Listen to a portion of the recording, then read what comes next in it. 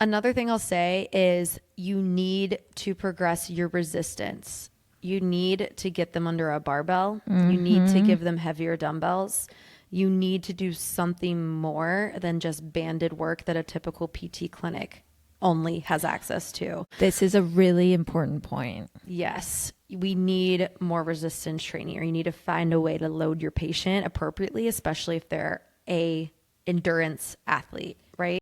My biggest issue, and the reason I started this frickin' practice that takes up all my time, which I love it with all my heart.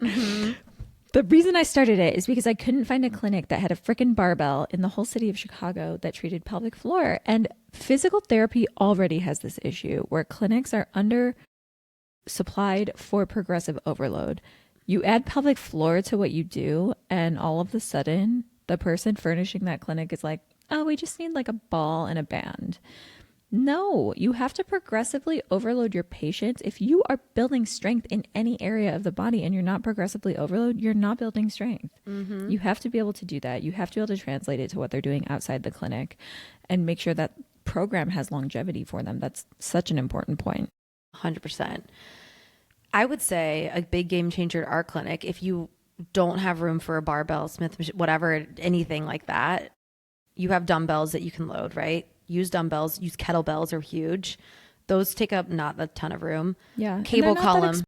Cable column has been game changing because you can load the crap out of a cable column and do a lot of things and mimic things that you would do with like free weights in a way. I love it. I love a pulley system cable column of sorts. For example, you're probably doing standing hip abductions with a band, but a cable column is game changer. You can load a cable column more, load the glute more. Yes. You can do a lot of core stuff with cable column.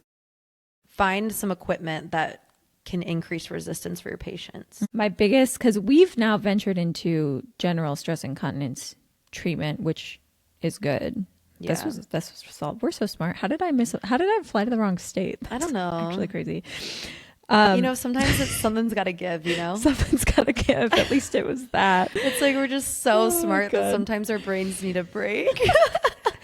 If that was a lot to like take in for an answer to your question, listener, takeaways are if you're doing all the right programming, but they are hitting a plateau and they're still leaking and they're getting frustrated, I would say look first inside the program, see if there's a change you can make, see if there's a progressive overload to do. Something you heard us say that you haven't tried yet. You could reassess rotation, frontal plane movements, all of that. See if there's something missing from the program. If the programming is great and the patient's not doing it at home, see what needs to be done to make it sustainable for them. Maybe they just need more reassurance and education that the more you stick with this stuff, the better it's going to play out in the long run. Maybe they need an intervention added in, or maybe they're one of those patients that needs a 2-week break from PT to genuinely just reset and come back and try a new version of that program, right? So look at why, if compliance is an issue, look at why that is and see what you can do to help that. Yeah. But those are the 2 takeaways I would say. Those are some good interventions that we gave in case you're not doing those already. Yes. Which I feel like a lot of PTs maybe aren't.